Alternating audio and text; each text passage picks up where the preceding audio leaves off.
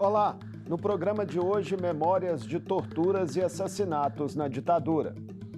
O regime instalado em 1964 durou 21 anos e marcou profundamente gerações de brasileiros que resistiram e lutaram pela democracia. Um livro reconta 9 histórias do período, embates desiguais e crimes contra a humanidade que ficaram impunes. Está conosco o jornalista Nilmário Miranda, assessor especial de defesa da democracia, memória e verdade do Ministério dos Direitos Humanos e Cidadania. Ele é um dos autores do livro Por Trás das Chamas, Mortos e Desaparecidos Políticos, 60 anos do golpe de 1964, em lançamento nesta segunda-feira em Belo Horizonte. Bem-vindo mais uma vez ao Mundo Político, Nilmário. Prazer recebê-lo. A minha casa, né? Essa casa onde eu comecei, fui deputado estadual, né? Prazer para nós sempre recebê-lo aqui. No material de divulgação, Nilmário, o livro é apresentado como uma obra de intervenção política e pedagógica. Quais elementos reforçam esse caráter? Que, veja bem, não pode haver apagamento. As pessoas que mataram, que fizeram desaparecer, torturaram, a maioria estão mortas. Não se trata de puni-los mais, que o tempo já passou. É o princípio da não recorrência, da não repetição. Conhecer para nunca mais acontecer. Esse que é o princípio de tudo. Consolidar a democracia. Como você me apresentou, sou assessor de defesa de democracia, memória e verdade, ou seja, não tem democracia com fake, com mentira, deturpação histórica deliberada, sabe? Então, contar a história verdadeira da ditadura ajuda a consolidar a democracia. A ditadura, nunca mais. Foi uma escrita a 6 mãos, Nilmário. Como que as experiências, do jornalista Carlos Tibúrcio e do poeta, Hamilton Pereira, também conhecido como Pedro Tierra, se complementam a sua obra para dar maior amplitude a ela? Nós três fomos presos políticos, né? Eu passei aquele período, mais de 3 anos preso, o Tibúrcio ficou 2 anos, e o Pedro Tierra passou mais de 5 anos, 5 anos e 4 meses. Então nós conhecemos por dentro. Eu conheci o Pedro Tierra dentro do DOI-CODE do Ustra, dentro de um centro de tortura, onde mais de 44 pessoas foram mortas. O desaparecimento ele não sabe, todos que foram ali, mas no mínimo 40, foram torturados lá 1.200 e tantas pessoas, né, dentro daquele lugar. Então a gente tem esse conhecimento. Tivemos também nos cárceres políticos, com centenas de outros presos políticos, todas as organizações, gerações. E terceiro, fiz com o Tibúrcio um livro que hoje está... Não existe universidade que não tenha. Dos Filhos deste Solo. Dos Filhos deste Solo. É um livro... Já tem 25 anos. Os 434 que morreram desapareceram, estão ali, desmentindo os laudos falsos, as versões fabricadas, né? É uma espécie de continuidade que vem com esse Por Trás das Chamas também? De certo modo, sim. Para nós também, olha só, a gente está visando novas gerações. O pessoal mais antigo conhece a verdade, mas houve uma interrupção de 6 anos aí, para provocar o esquecimento, apagamento. E nós estamos pensando em novas gerações. Você se refere, nos 6 anos, aos governos Temer e Bolsonaro? Temer e Bolsonaro. Você viveu, Nilmário, um período na clandestinidade, foi um dos presos políticos, sofreu torturas, como você mesmo relata aí, os anos que você passou, preso, e também lá no DOI-CODE.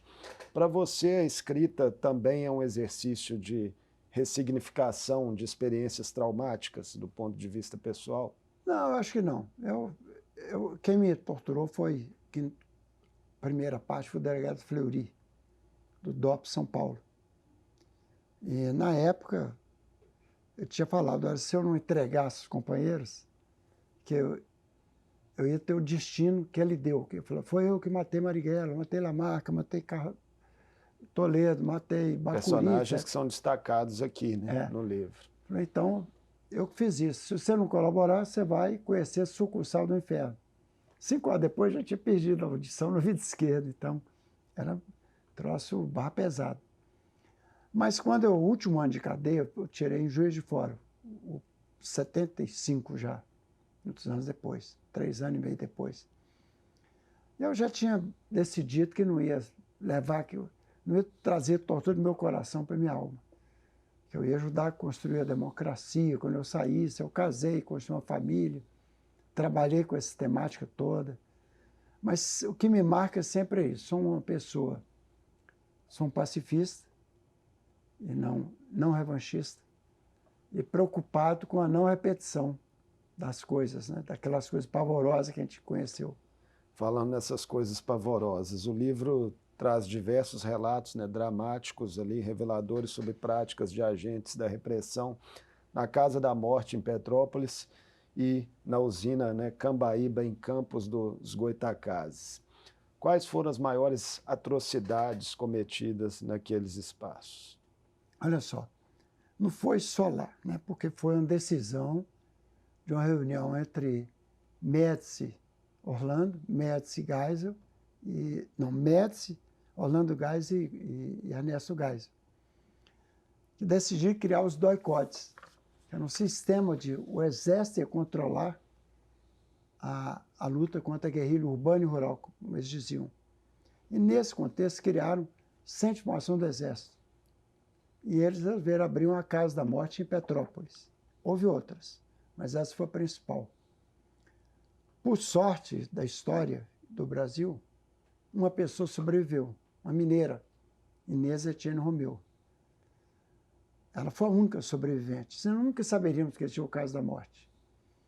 E ela mentiu para eles, falou que iria mudar de lado, deixaram ela aqui em Belo, na rua Tupis, na casa da família dela, em frente onde era o Cine Jacques, antigo Cine Tupi, ela morava ali. E ela se entregou para a justiça militar, cumpriu pena até a anistia. Quando chegou a anistia, ela contou tudo. Falou, existia uma Casa da Morte, quem trabalhava lá, os 100 dias que ela passou lá, foi estuprada 2 vezes por um carcereiro chamado Camarão. Quem ela soube que passou por lá e morreu lá. Então, graças a ela, nós sabemos disso. E depois houve um livro, por 2 grandes jornalistas, Marcelo Neto e Rogério Medeiros, que tomaram a história do delegado Cláudio Guerra, do DOPS, do Espírito Santo, que participava de um grupo desse sórdido de pessoas que tinha esse papel de capturar, matar e desaparecer. E ele resolveu, já velho, contar para espiar pecados. E eles, os 2 jornalistas muito sérios, checaram tudo que eles puderam para não dar versões falsificadas, para, né, não ser instrumento de versões falsificadas. E aí publicaram um livro. E graças a esse livro nós sabemos, ele contou que 12 dos mortos na Casa da Morte e na Barão de Mesquita, no Doicó do Rio, foram cozidos por ele até a Casa da Morte de Petrópolis, incinerados num forno. É como... Por isso, práticas nazistas, né? Prática nazista. Prática nazista. Aqui. Isso não é conhecido. Aí, nem mesmo, eu vou pelo Brasil afora, então você sabe da história, ninguém sabe. A história é desconhecida ainda, sabe, da maioria. Os anexos no final do livro, Nilmário, trazem uma homenagem aos profissionais da justiça, especialmente advogadas e advogados que enfrentaram o arbítrio, né, daquela época. Como que esses profissionais ajudaram a conter, né, uma escalada ainda maior de danos humanitários e de censura? Então, pessoas eram criminalistas, sua maioria, e eles estavam seriamente comprometidos de fazer seu trabalho, que a partir do ato nacional número 5, não havia mais habeas corpus para crimes políticos, e advogados eram espionados, né? Os mais famosos foram presos várias vezes. Imagina, um advogado preso, é o fim do mundo, né? Não tem quem que te defende se o advogado é preso. E esse juntou, por exemplo, no caso de São Paulo, onde eu fui preso e torturado, Dom Paulo Evaristo Arnes. E outros gigantes como Dom Paulo Evaristo. E tinha outros que eram do escritório de Sobral Pinto, que era um homem pensamento conservador, mas ele enfrentou a ditadura no Estado Novo e enfrentou a ditadura em 64. Fazer justiça também à memória dessas pessoas. Então, essas pessoas são homens que, mesmo sabendo que, sem instrumento para cumprir sua função, os crimes supostos, não tem crime político só tem ditadura, né? Você criminaliza a oposição de qualquer natureza, social ou política, né? E eles foram defender. No meu caso, eu estava na fase de tortura, fui levado para ver um advogado, não conheço ninguém em São Paulo, não tenho dinheiro nem para comprar um pastel chinês, como é que eu vou ter advogado? Achei que era usar o suposto advogado para tirar informações. Cheguei lá e falei, olha, chamo Virgílio Enei, eu sou advogado da Comissão de Justiça e Paz de São Paulo. Nós não cobramos nada pelo que nós fazíamos, nós somos uma equipe grande, gente que virou senador, ministro, diabo. E nós viemos aqui para garantir sua vida, porque se a gente encontra com a pessoa, ela não vai ser morta. Falei, nossa, que bom. Então eles faziam isso. Quando o advogado avistava uma pessoa, ele não era morto, como os outros, tantos foram, né? Na parte do livro relativa às recomendações da Comissão Nacional da Verdade, Nilmário, chama a atenção o fato de muitas delas, né, dessas recomendações, não terem sido cumpridas.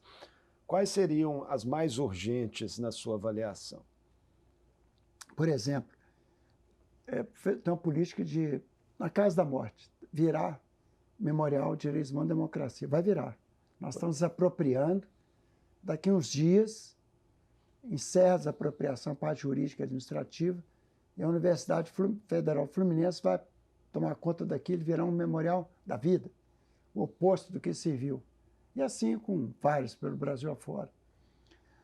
Segundo, pede que crimes políticos nunca sejam julgados de justiça militar. Aliás, pede extinção da justiça militar. Não há sentido de existir. Só se fosse essa é uma demanda mais difícil também de se concretizar, também, né? Muitas são difíceis, mas apontou 29 recomendações, 2 foram implementadas, 27 não. Como nós consideramos política de Estado, foram aprovadas, a Comissão da Verdade foi aprovada 2 casas. Todos os ex-presidentes participaram da sanção que a presidenta Dilma fez. E lá vão desde assim, recomendações para indígenas, para LGBT. Né? Tudo isso precisa ainda são avançar. De vários ministérios. Então, nós estamos listando tudo para conversar cada ministério, o que depende da Justiça, do Congresso ou do Executivo. Causou muita polêmica, Nilmário, a diretriz do governo, né, de não rememorar oficialmente os 60 anos do golpe esse ano, quando planos ali do Ministério de Direitos Humanos e Cidadania, que acabaram sendo vazados pela Folha, indicavam que havia ali uma extensa programação, né, sendo desenhada. Houve muitos embates internos até a decisão que foi tomada pelo presidente Lula? Não, a decisão eu compreendi. Ele fez uma negociação com o ministro da Defesa. As Forças Armadas não fariam nenhum tipo de comemoração do 31 de março para o 1º de abril, como se fosse uma revolução. E do lado de cá, os ministérios não fariam atos. Não o povo, só o autocrata que proibiria. Eu fui dezenas de atos, estou indo e irei. Universidades, eu fui marcha naquela reversa do golpe. A marcha reversa, eu participei. Fora. A marcha do silêncio, o DOI-CODE, ex-DOI-CODE de São Paulo, teve Ibirapuera, no Monumento Desaparecido. Fui tudo. Tudo que são atos que eu fui como convidado. Nenhum só deixei de comparecer. E o ministro falou, olha, o que ele não quer, faça um ato que seria feito em Brasília. Teve 10 atos em Brasília, mas não o organizado pelo Ministério. Só isso que aconteceu. E acredito que isso não vai impedir a assinatura da Comissão Especial de Mortos Desaparecidos. Você acredita que ela ainda será recriada? Porque Com certeza. Tem muita reclamação no momento, né, de militantes de direitos humanos, enfim, de familiares também das vítimas em relação a isso. O ministro Silvio, né, ministro de Direitos Humanos, está pressionando nesse sentido?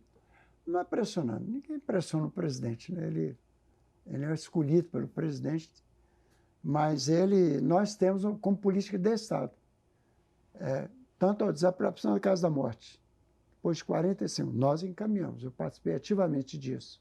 Vai virar memorial. O DOPS do Rio, os DOPS todos do país, que devem virar memoriais em cada lugar. Chama lugares de memória. Tem 125 desaparecidos políticos, reconhecidos pelo Estado, que o atestado de óbito é humilhante para a família. Fala, causa da morte, Lei 9.140. Nós conseguimos, na Justiça, que 38 fossem retificados. Mas nós queremos retificar os 125. Isso é uma coisa importante. Porque como você fala, causa da morte, tem que falar, olha, preso, levado à tortura. Essa lei queria dizer o quê? Essa lei que... Lei 9.140, que eu fui 7 anos, representei a Câmara nessa Comissão Especial de Mortes Desaparecidos Políticos, 95 a 2002. A lei que constava, não, fala a lei que constava como causa de óbito. É porque essa mesma lei dizia que todos receberiam atestado de morte presumida. Sim. Todos desaparecidos, já que o Estado reconheceu a culpa. Mas prefeitos previdenciários, efeitos sucessórios, qualquer tipo de efeito civil, e para contar a história de cada um, já que foram reconhecidos pelo Estado. E vejo, agora os 28, os 38 já reconhecidos, o que fala? Foram presos, levados, mortos, torturados, e os restos mortais não foram entregues à família. Então, consta a verdade. Então, lá deve constar a verdade. Nilmário, você justificou... Sim, só mais uma última, desculpa, que ainda tem muitas ossadas, 150 na Bélgica, 27 no cofre do ONB, as de Perus, do cemitério Ricardo Albuquerque, cemitério da Várzea, todos serão examinados até o fim do governo, em dezembro de 26. Então, isso são demandas aí represadas que precisam vamos fazer todas. Ser levadas para frente. Em relação à postura do presidente Lula, né, que você justificava, a historiadora mineira Heloísa Starling, ela chegou a dar uma entrevista, né, nos 60 anos do golpe, ali no início desse mês, dizendo que, na visão dela, né, isso mantinha uma espécie de tutela militar sobre a República. Como é que você enxerga esse argumento? Acho que é pela primeira vez na história, desde a proclamação da República, que generais são levados a julgamento. Muitos poderão cumprir pena. Estão sendo investigados seriamente. Você se refere aos inquéritos, né, em curso aí para apurar 8 de janeiro. Os ataques de 8 de janeiro de 2023. Então, isso é muito importante para a democracia. A decisão do STF, recente, de que o artigo 142 da Constituição não torna as Forças Armadas acima da lei, ou tutoras, ou um poder moderador, isso é uma novidade absoluta também. E o presidente chegou a sinalizar que gostaria que tivesse uma PEC que, se algum militar quiser ser candidato a alguma coisa, se filiar a um partido político, deve imediatamente sair das Forças Armadas. Essa PEC ainda precisa passar pelo Congresso, né? Enfim, ser discutida. Mas é uma novidade. Então, quer dizer, ele já está fazendo uma obra importantíssima. Então, essa aí é uma das coisas. Por isso que eu acho que nós voltaremos a ter essa comissão. Agora, ao contrário de outros momentos da história, você crê que efetivamente dessa vez os militares possam ser punidos? Porque, por enquanto, eles estão na mira aí dos inquéritos, mas sempre fica com o pé atrás, né? Nunca houve um inquérito dessa natureza, que levasse a tal ponto. Eles provavelmente, muitos serão considerados réus, serão indiciados e réus de um processo criminal. Isso é novidade. Nunca tivemos, desde 1891 que aconteceu isso. Em relação à comissão de anistia, né, que tem atuado, ela continua aí em atividade, é possível julgar todos os casos pendentes, Nilmário, até 2026? Né, se há estrutura técnica para isso, né? Porque eu sei que tem uma dificuldade ali também, até de pessoal. Né? Esse é meu trabalho. Nós começamos do zero, estamos já fazendo isso aceleradamente. Compromisso, nós estamos assumindo que até dezembro de 26, todos os 7 mil casos serão julgados. Também, no caso dos mortos desaparecidos, todos os ossadas serão identificados. E no caso da Dá para Comissão cumprir da as Verdade, duas coisas? tudo. Mesmo todas as recomendações. Com essas dificuldades estruturais. Como todas. Resolvê-las, no caso das dificuldades estruturais? Olha, nós somos contra a anistia para quem comete crimes contra a democracia pelo Estado. Aí não tem que ter anistia é para vítima do Estado. Então, para esses aí que fizeram tentativa de golpe, zero anistia. Anistia quem foi vítima, como deveria ter sido sempre. Todos serão revistos. Tanto a Damares, ela indeferiu muitos casos. Ex-ministra, né? Ex-ministra. E a presidenta Dilma, num caso claro de anistia, foi negado por razões políticas. Uma nova perseguição e assim deputados, e mais de 1.000 foram indeferidos. Nós estamos revendo todos. Reconstituímos o corpo de analista, comissão de anistia de pessoas totalmente identificadas com o propósito da reparação, né? Da justiça de transição, que vem desde a Segunda Guerra Mundial, né? São praticamente 2 anos e meio aí que vocês têm para concluir esse trabalho. E vamos fazer, nós vamos fazer todos. E vamos ainda fazer essa quarta coisa que nós estamos trabalhando também, que é a memória da escravidão. É que meus esse reconhecimento filhos, meus netos, agora, né, de Portugal, importante, né? Meus filhos, meus netos não conhecem a história verdadeira da escravidão e do comércio transatlântico de pessoas escravizadas. E para nós, quando chegar na escola, aí vira cultura e aí, de fato, muda o país, né? Consolida a democracia. O objetivo é consolidar a democracia. Queria uma reflexão mais de fundo sua agora, Nilmário. 1 ano aí, 4 meses após, né, os ataques aos poderes de 8 de janeiro de 2023, né, e com os inquéritos em curso que a gente já mencionou. Como é que o senhor avalia o estado atual da democracia no Brasil? Em recuperação, né, em resgate, que nós estamos acelerados. Acho que é uma posição do Supremo, é uma novidade também absoluta. No Brasil, eles estão fazendo um papel admirável, né, para fazer todo o golpe do dia 8 de janeiro. O Supremo puxou para si, né, porque é um golpe contra o Estado Democrático de Direito. Inclui no inquérito 12 de dezembro, né, que eles iam explodir uma bomba no aeroporto de Brasília. Uma bomba não, um caminhão-bomba, né? A sorte é que não teve. Iam também fazer mais 2 atentados. A gente flertou perigosamente com o golpe, assim, muito sim, perigosamente. Sim. Foi um tentativa de golpe. Dia 8 de janeiro, está comprovado que vai ser levado a cabo, tudo no momento certo, é que eles iam invadir o TSE, iam pedir a decretação de um GLO, lei da ordem, criado o caos, como já tinham criado o caos para os 3 poderes, e queriam, inclusive, segundo o relato de vários deles, enforcar em praça pública Alexandre Moraes, né? E se o Lula estivesse presente no Palácio? Poderia ter acontecido qualquer coisa com ele, pois a guarda presidencial estava comprometida com o golpe, grande parte dela, sabe? Então, isso tudo já está apurado. Só que não se pode cometer erros.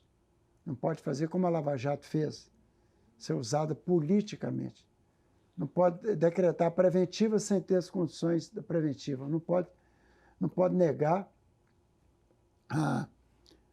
o direito pleno de defesa. Não pode. Não pode negar a presunção da inocência. Isso é, para nós, sagrado no Estado Democrático de Direito. Então, fazer tudo do modo correto e depois tudo vai ser mostrado à nação de uma forma insuspeita. Independente dessas questões judiciais, Nilmário, a extrema-direita segue mostrando força no país, né, com mobilizações de ruas, né, pré-candidaturas em capitais e grandes cidades para essas disputas nas eleições municipais. Por que esses discursos radicais, na sua visão, encontram tanto eco na nossa sociedade? Porque não houve esse trabalho de passar para a sociedade, desde a escola, o que é uma ditadura. Desnudar uma ditadura, sabe? Meus filhos, meus netos, não estudariam isso. Fora da escola. Tinha que ser uma coisa. O Estado tinha que ter assumido. Aqui houve anistia para os verdugos, para os carrascos. É o único país do mundo que fez isso. Anistia para a vítima do Estado. Não quem praticou crimes em nome do Estado. Nós tivemos, 79 era era governo militar ainda. E nunca conseguimos mudar isso. Então não houve responsabilização dos responsáveis pela ditadura, pela censura, morte, desaparecimento, tortura, prisões ilegais, cassações ilegais.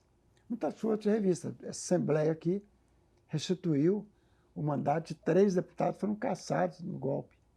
O Dazinho, Closimir Tiani e o Sival Bambirra. Que é um absurdo. Caçar o mandato popular, eleito a soberania popular. Aqui devolveu o mandato simbolicamente a eles. Não mandato não era possível. Última pergunta para encerrar nossa conversa, que o tempo está acabando. O governo Lula vem encontrando aí dificuldades, segundo as pesquisas, para fazer arrefecer a polarização na sociedade. Quais são os caminhos que você acredita que ainda podem ser tentados nesse processo? Eu acho que tem que haver uma pacificação. Não pode existir nunca disso. Ninguém governa um país com quase metade dela odiando outra metade. Isso aí não é o Brasil.